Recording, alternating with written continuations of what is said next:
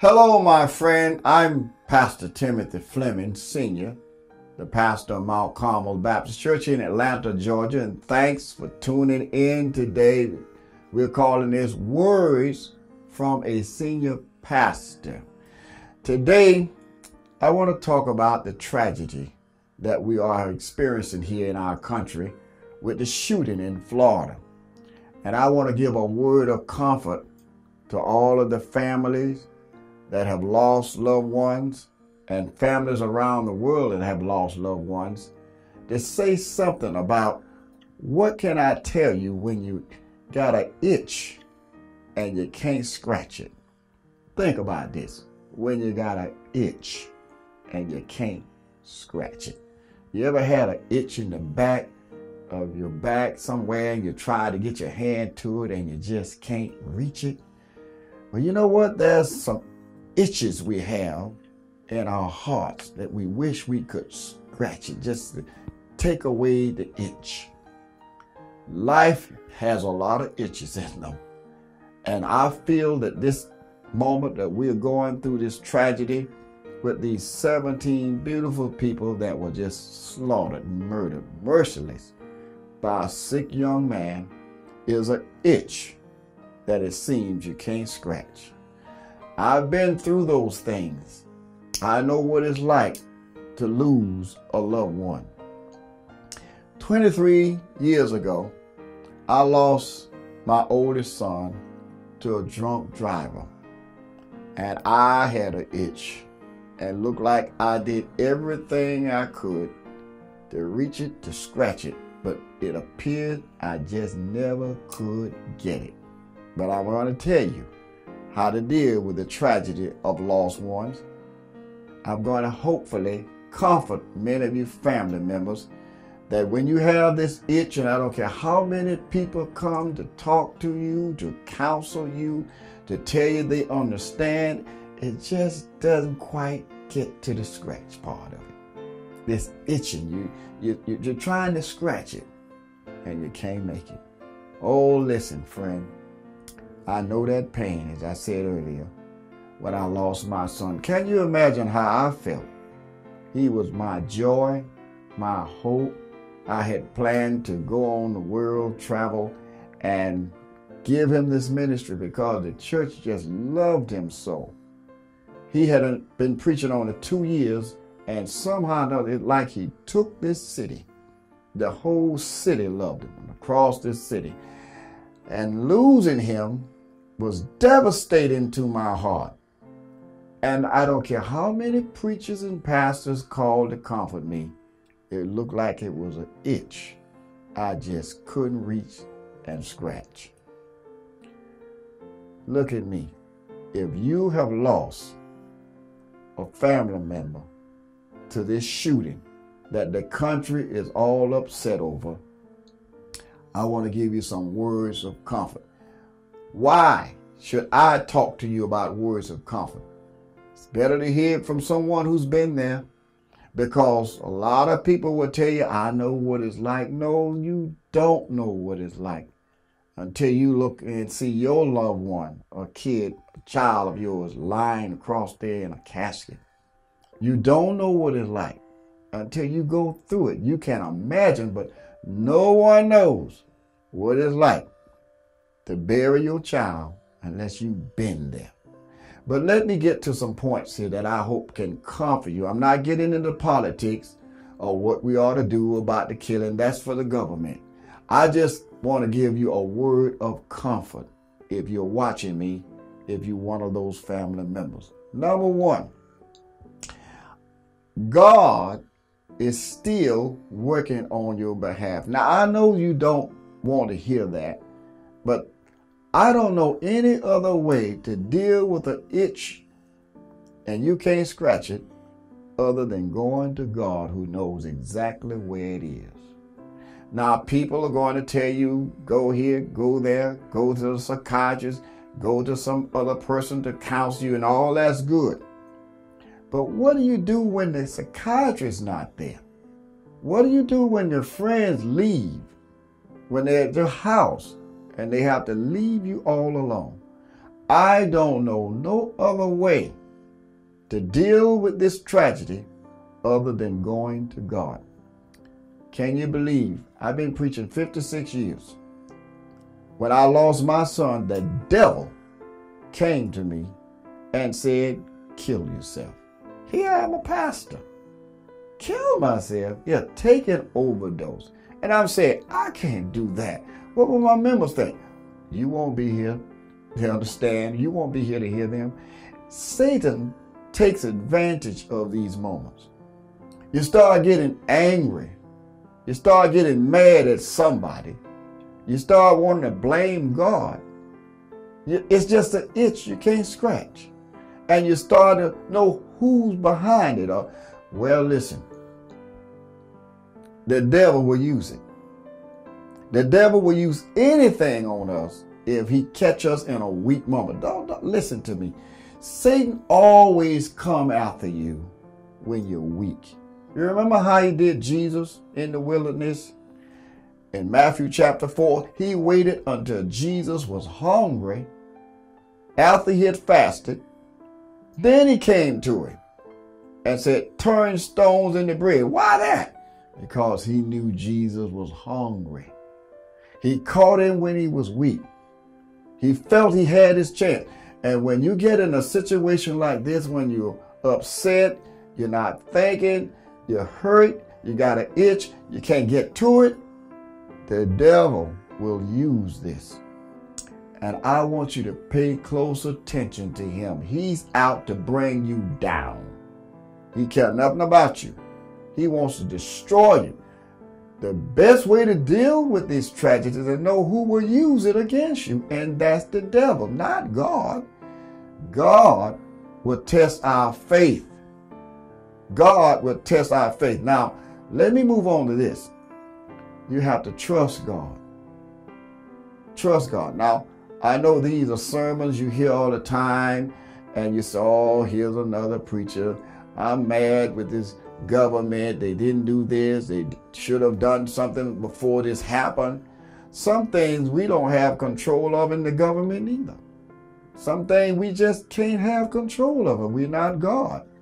We can try, but some things just going to happen, friend. I often say in this life, things rarely work out according to plans. So what do we do when you got that itch and you can't get to it? You just have to trust God in this. And you don't know how much you trust God until something happens. Shall I say that again? You don't really know what trust is until you get in a situation where you have to trust. Somebody said when you find out you have no one else to depend on but God, that's when you find out God is enough. God has to teach us what trust is through tragedies. We like to talk trust. Oh, it's easy to say God will provide food for you when your refrigerator is running over. It's easy to say God will make a way out of no way when you're bringing home a good paycheck. It's good to say God will provide a house for you when your house is nice and you're comfortable in it. But what about when your house is on fire?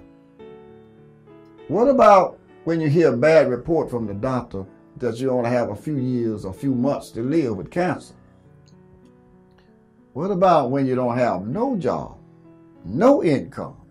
That's when you will find out what trust really is. And how many times we say you have to trust God when you can't trace it?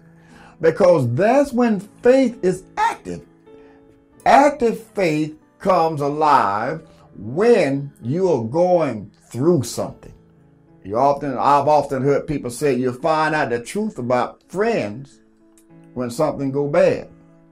Everybody's smiling in your face when you're doing good. Everybody love you when you're doing good. But when you lose your job, you lose your house, you lose your money, that's when you'll find out if you have a true friend. That's what this is all about.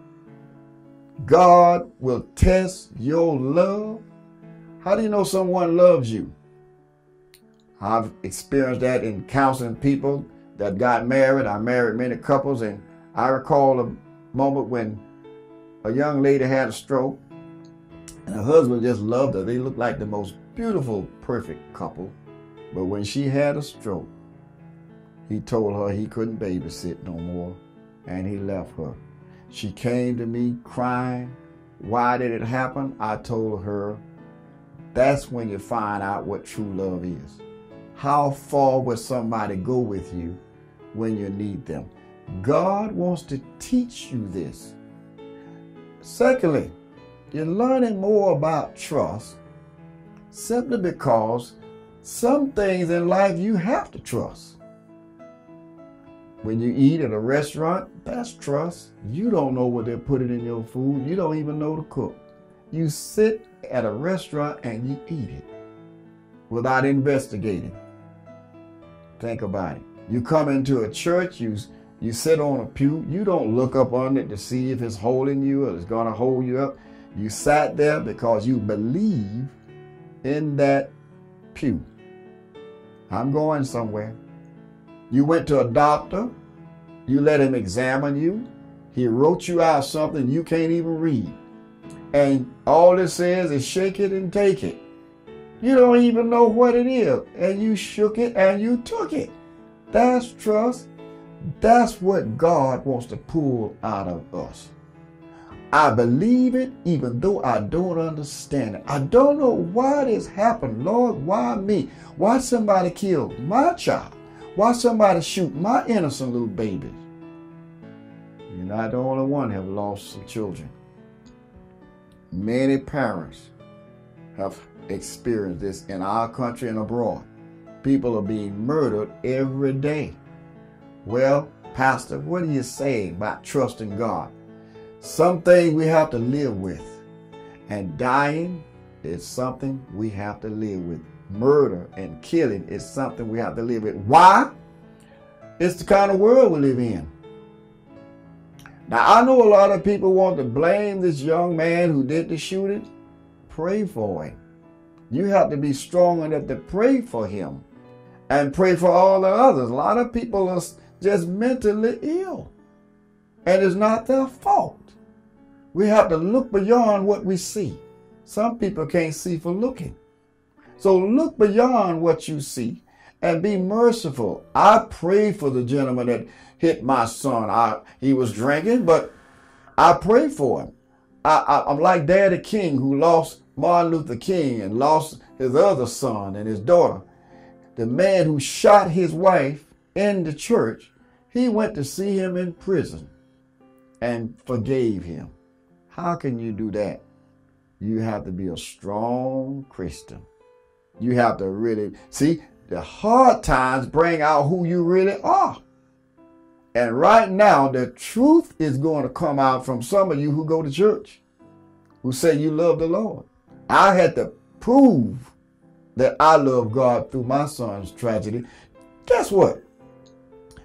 My title I preached when my son, when I was crying, God, why you do this to me? Why you take my son? He was look like me, talk like me, walk like me. He was my best friend on this earth. Why you take him from me? And you know what God spoke to me and said?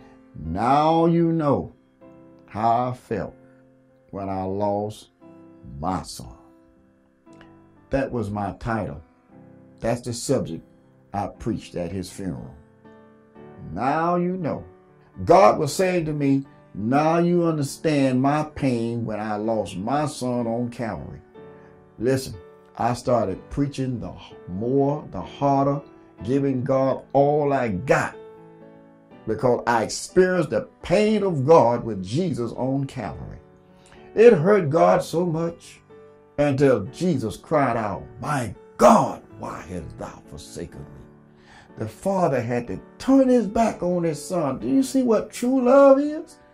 God so loved us, he gave his only begotten son. We saw the real heart of God on Calvary, that God truly loves us. Now let's say something else to you that's a word of comfort. This is good logic. Stay in the church. When I lost my son, the devil was telling me to stay home, don't go over there. My sister called and warned the family, look, don't let him go over to that church. My son was killed that Saturday. Don't let him go to that church on Sunday. We need to get down there, get there and comfort him because he might have a heart attack up there in that pulpit. And everybody was trying to say, Reverend, just stay in. The church is all upset, don't know what to do. And then I got right up. I said, no, I'm going to church. I must go to church. David did that. He went to the sanctuary. He went to God. When his son turned on him, when he had tragedy, he went to God. He went to the house of God. Why that so? The church is your strength. We draw from each other. We pull from each other. People go to group support when they're having drug problems, right? This is your strength as a Christian. I don't care how bad you feel, go. I went on to church that morning. I was so weak I couldn't even hardly stand up. But the minute I touched that pulpit, the third step, power hit me. And I got the strength to talk to my congregation because they were watching me. I've preached funerals and told them how to trust God. And now here I am as a pastor going to stay home and whine and put on a pity party. No, I had to show God that he belonged to him. That's another good point. But don't let me leave this before I get to that. Go to church. Go around God's people. When all the saints are praying and singing, Satan doesn't have the power he wants over you. Satan wants to get you out and around under the covering. To all of you who won't go to church, you are walking right in the enemy trap. When a lion sees an animal crippled is out by himself, that's the one he targets.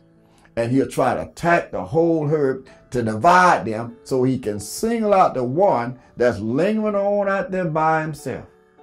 That's the one they get. And that's his dinner. If you don't want to be the devil's dinner, stay with the foe. Don't get along by yourself. I know some people in church, not what you think they are, but truthfully, best people I know go to church. The best people go to church. Church is power to a saint. We draw from one another. The church people are people with weakness like anybody else. They're just trusting God with them. They're not perfect people. Get around God's people. They're going to give you the right word. They're going to embrace you. Go to church. I want to say something else about this trust. Something keeps speaking to me about the trust. I told a story once that Charles Spurgeon told this story. He said two preachers were speaking at an event. And the young preacher was going to preach behind the first, and then the old preacher was going to follow him. Well, the young preacher left his notes. He didn't bring his notes with him, but the old pastor brought his notes. So when the young preacher came to preach and the older preacher came to preach, the young man came to the old preacher and said, listen, I left my notes. What am I going to do? I've never stood before a congregation like this. The old pastor said, just trust God. Well, the young man, when he got up to the pulpit to preach, think about this, the old pastor left his notes in the pulpit that he was going to preach. He left them in the pulpit. When the young preacher got up there, not knowing they were his notes, he said, oh, wow, here's some notes already prepared. I'll just preach this. So he preached the old preacher's sermon that was left in the pulpit. And he wrecked the house. What wrecked the house means they got excited. That's what preachers say. He tore it up. He was bad at it. He was good.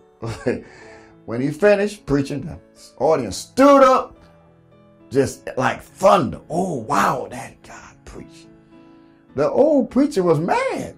He preached my sermon. And then when the young man came down and sat down, the preacher said to him, the old pastor, hey, man, you preached my sermon. What am I going to do? The young man said, trust God. Just trust God. That's what we have to do. God put you in a situation where you have to trust him. I know this is easy to say than to take, but dying is a part of living. All of us going to die. Now let me get to this point too. You have lost your children in this tragedy. Children are gifts from God to us. Took me a little while to realize this. They don't belong to you. They're not yours. I know you mad, but get better, not bitter. I got better from my bitterness when I saw how the devil could use a tragedy. I drew closer to God, and I began to realize what Job went through. Job lost all his children at one time. Lost all that he had. Property, money. He was broke. This was a man who got up and prayed for his family, loved his family, who honored God. Why would God let that happen to him? Well, a lot of theologians have tried to explain Job's problem, but nobody knows. But why won't God tell us? If God told you everything that happened to you, you would be on the level of God. God doesn't explain everything to us, friends. Some things God will never tell us. We will understand that when we get to heaven maybe one day, and we may not understand it then. God does not want you to think you can come up on his level. He will never explain some things to us. But God gets glory out of your pain when you trust in him in it.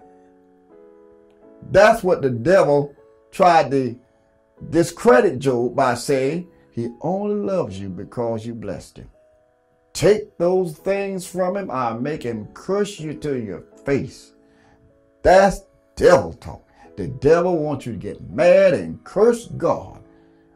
You get mad with God about something that's not yours anyway. Everything belongs to God.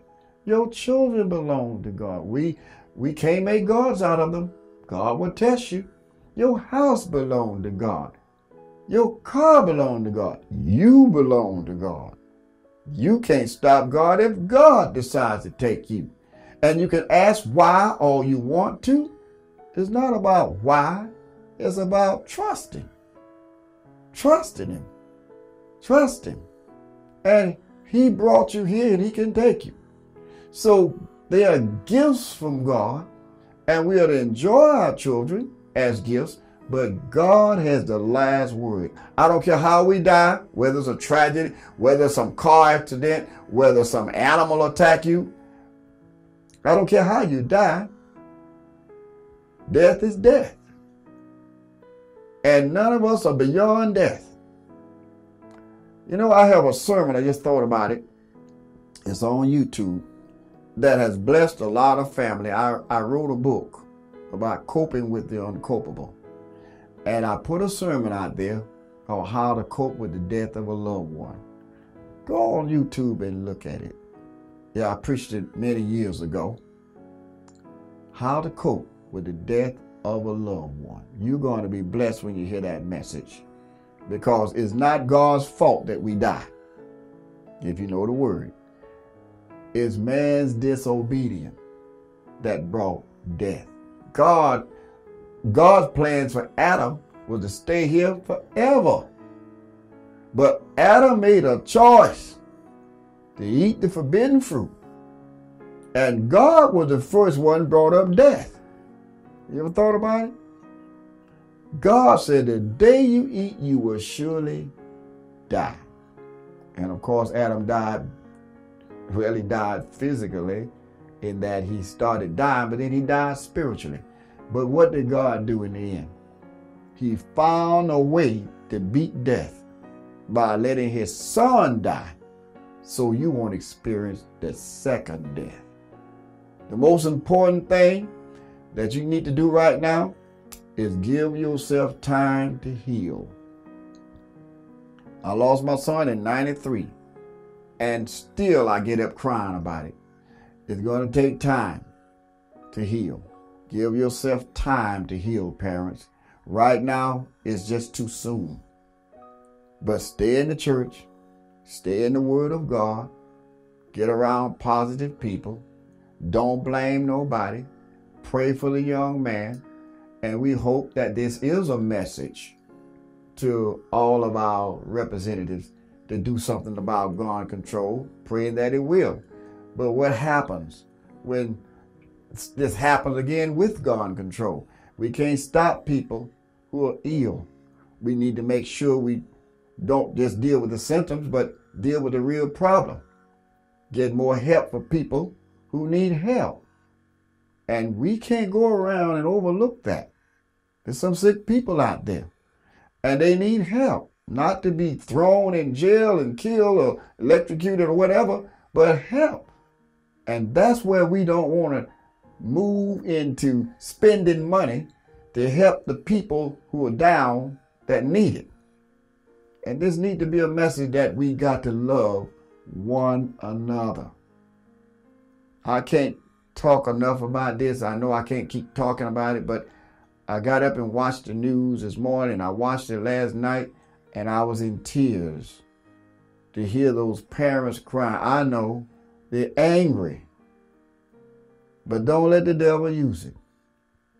Pray for the family, what his family must be going through. Be a parent and understand how a parent must feel embarrassed. Oh boy, life is tough. Life has many itches, and some you won't reach.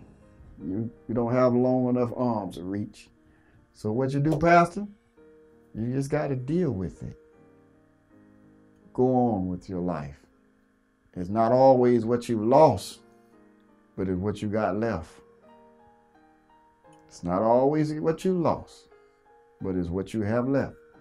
You may have other children. See about them. You have no idea what they must be going through. I learned one thing as a pastor. I can't break down when the church is brown. I have to stand strong so I can be their strength. Like Moses had to hold up his rod so they could win the battle. When his went down, they lost the battle. You can't afford to go down getting sick over this, parents. You have to stay strong and keep your eye on those other children. You can't go down. You got to pull now on everything you've told them to do when tragedy strikes. You have to pull on that strength so that they don't go down. Are you listening to me? So give yourself time to heal, and you're going to have to move on. You have to move on, because we don't know who will be next. I pray these words will be comforting words, and it will bless you. God bless you.